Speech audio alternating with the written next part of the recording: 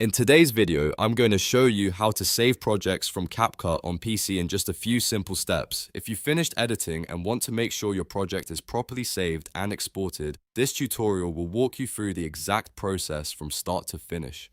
This is perfect for beginners, especially if you're not sure where the export option is or what to click next. And before we begin, if this video helps you out, make sure to hit that like button and subscribe for more easy software tutorials just like this one. Alright, let's get into it. First, open CapCut on your PC and make sure your project is already loaded on the screen. You can do this by opening the project you've been working on from your recent files or your main project list. Once your timeline and edits are visible, take a moment to review everything and make sure your video looks the way you want it to before saving. Next, look at the top right corner of the CapCut window. You should see the export button there. This is the main option you'll use to save your finished project as a video file.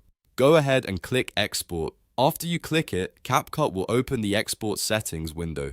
This is where you can choose the format, resolution, frame rate, and other export options for your project. If you're just looking to save your video normally, you can usually keep the default settings, but it's always a good idea to double check them before moving forward. Make sure the export location is correct as well, so you'll know exactly where your finished file is being saved on your computer. Once you've selected your export settings and everything looks good, click Export again to begin the final save process. CapCut will now render your project and turn it into a finished video file. Depending on the length of your video and the settings you chose, this may take a little bit of time. Just let the export finish completely so your file saves correctly. When it's done, CapCut will usually confirm that the export was successful, and you can open the folder to find your saved video right away. That's it. Your CapCut project has now been saved and exported from your PC.